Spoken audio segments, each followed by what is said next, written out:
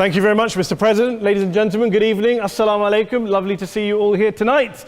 We are having a very entertaining night, are we not, with some very interesting things being said from the other side of the house tonight.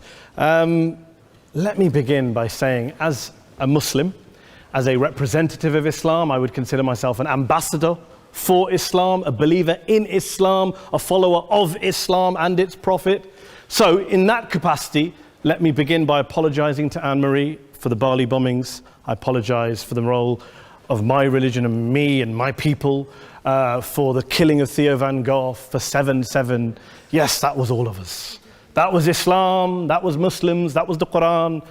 I mean, astonishing claims to make in the very first speech tonight, on a day like today, where the Conservative Prime Minister of the United Kingdom is having to come out and point out that these kind of views are anathema. And I believe you're trying to stand for the Labour Party to become an MP in Brighton. If you do, and you make these comments, I'm guessing you'll have the whip withdrawn from you, but then again, UKIP's on the rise, they'll take you, the BNP, they might have something to say about your views. This is what Mehdi Hasan always does. By the way, just on a factual point, since we heard a lot about the second speaker, about how backward we Muslims all are, on a factual point, you said that Islam was born in Saudi Arabia. Islam was born in 610 AD. Saudi Arabia was born in 1932 AD. So you were only 1,322 years off. Not bad? Not bad start there. Talking of maths, by the way, a man named Al-Khawarizmi was one of the greatest mathematicians of all time, a Muslim, worked in the golden age of Islam.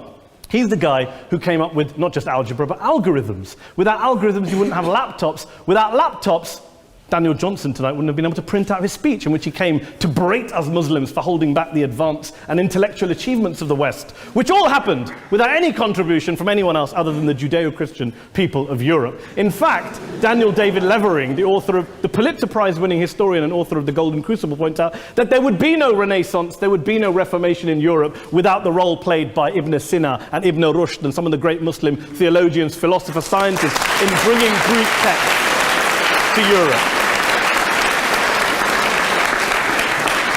As for this being our university, I will leave that to the imagination as to who is our and who is there. I studied here too. An astonishing set of speeches so far making this case tonight. A mixture of just cherry-picked quotes, facts and figures, self-serving, selective, a farrago of distortions, misrepresentations, misinterpretations, misquotations. Daniel talked about my article in the New Statesman, which got me a lot of flack, where I talked about the anti-Semitism that is prevalent in some parts of the Muslim community, which indeed it is. Of course, I didn't say in that piece that it was caused by the religion of Islam. In fact, modern anti-Semitism in the Middle East was imported from, finish the sentence, Judeo-Christian Europe, where I believe some certainly bad things happened to the Jewish people. In fact, Tom Friedman, Jewish-American columnist in the New York Times, told me in this very chamber last week that he believed, had Muslims been running Europe in the 1940s, 6 million extra Jews would still be alive today. So I'm not going to take lessons in anti-Semitism from someone who's here to defend the Judeo-Christian values of a continent that murdered 6 million Jews. Moving swiftly on. Yes. Absolutely. Well, I'm about to make that point. No, I'm about to make that point. You're right. I agree with you 110%. That is my point. I don't think Europe is evil or bad. I'm a very proud European. I don't want to judge Europe on that basis, but if we're going to play this gutter game where we pull out the Bali bombing and we pull out examples of anti-Semitism in the Islamic community, then of course I'm going to come back and say, well, hold on. I mean, look, let's be very clear. Daniel here was a last-minute replacement for Douglas Murray, who had to pull out. And Douglas and I have a well-documented differences, but to be fair to Douglas, as to be fair to Anne-Marie and to Peter, atheists see all religions as evil, violent, threatening. What the problem I have with Daniel's speech is that Daniel comes here to run this robust defense of Christianity, forgetting that his fellow Christians, people who said they were acting in the name of Jesus, gave us the Crusades, the Spanish Inquisition, the anti-Jewish pogroms, European colonialism in Africa and Asia, the Lord's Resistance Army in Uganda, not to mention countless arson and bomb attacks on abortion clinics in the United States of America to this very day. I would like a little bit of humility from Daniel first before he begins lecturing other communities and other faiths on violence, terror and intolerance. But, no thank you. Some water. But I would say this, to address the gentleman's very valid point here, I'm not going to play that game.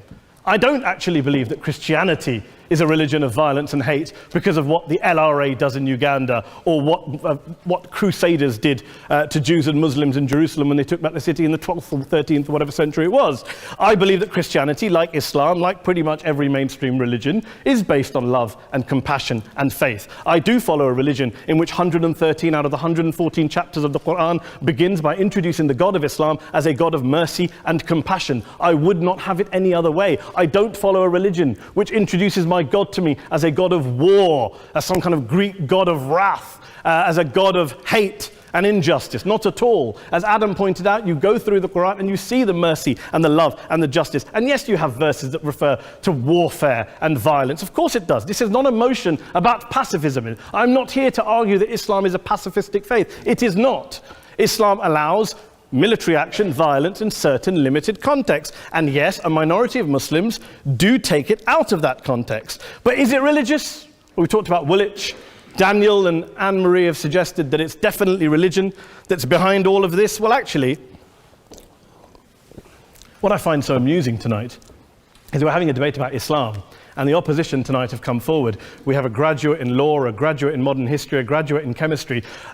And, you know, I admire all of their intellects and their abilities, but we don't have anyone who's actually an expert on Islam, a scholar of Islam, a historian of Islam, a speaker of Arabic, even a terrorism expert or a security expert or a pollster, let alone to talk about what Muslims believe or think. Instead, we have people coming here, putting forward these views, putting forward these sweeping opinions. Listen to Professor Robert Pape of the University of Chicago, one of America's leading terrorism experts, who, unlike our esteemed opposition tonight, studied every single case of suicide terrorism between 1980 and 2005, 315 cases in total. And he concluded, and I quote, "There is little connection between suicide terrorism and Islamic fundamentalism or any of the world's religions. Rather, what nearly all suicide terrorist attacks have in common is a specific secular and strategic goal to compel modern democracies to withdraw military forces from territory that the terrorists consider to be their homeland."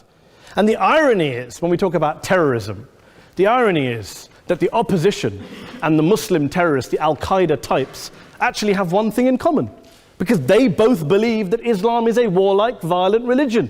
They both agree on that. They have everything in common. Osama bin Laden would be nodding along to everything he's heard tonight from the opposition side. He agrees with them. The problem is that mainstream Muslims don't. The majority of Muslims around the world don't. In fact, a gentleman here started quoting all sorts of polls. Gallup carried out the biggest poll of Muslims around the world, of 50,000 Muslims in 35 countries. 93% of Muslims rejected 9/11 and suicide attacks. And of the 7% who didn't, they all, when polled and focus grouped, cited political reasons for their support for violence, not religious reasons.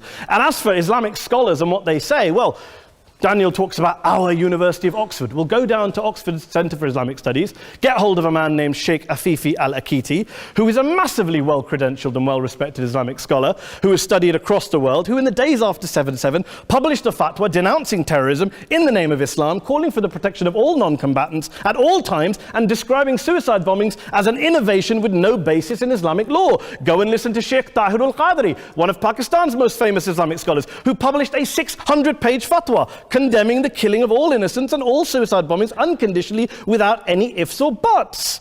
There's nothing new here. This is mainstream Islam, mainstream scholarship, which has said this for years. You don't go out and kill people willy-nilly in the high street or anywhere else, on a bus or a mall, based on verses of the Quran that you cherry-pick without any context, any understanding, any interpretation, or any commentary. Point of information. Please. Well, it doesn't happen apparently. I didn't say it doesn't happen at all. I never said it didn't happen. I don't blame Islam. Yes, it's a very good point. And a lot of us are campaigning against that. And we're campaigning against it in the name of Islam. We're campaigning against it in the name of various interpretations of Islam. Anne-Marie comes and scares us with her talk of Sharia law. I would like to see the book of Sharia law. It doesn't exist. People argue over what Sharia law is. And you empower the extremists by saying there is only one version. You empower them all. I don't believe you took any interruptions, Anne-Marie, so I think you should stay there for a moment. Several countries. Here's what we're dealing with. Here's what we're dealing with. We are dealing, I took your point. Here we are dealing with a 1400-year-old global religion followed by 1.6 billion people in every corner of the world, a quarter of humanity, of all backgrounds, cultures, ethnicities. And yet the opposition tonight wants to generalize, stereotype, smear in order to desperately win this debate. And here's my question, if we're going to generalize and smear.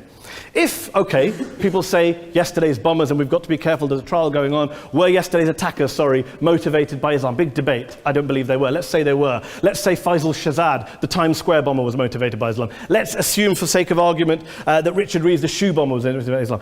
If Islam is responsible for these killings, if Islam is what is motivating these people, and Islam is therefore not a religion of peace, a religion of war, then ask yourself this question: why aren't the rest of us doing it?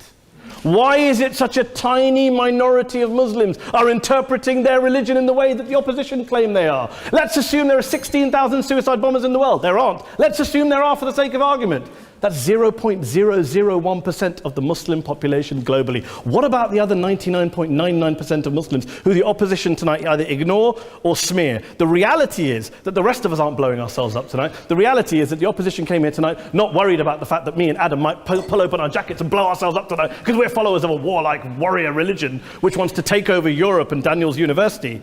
The issue is this.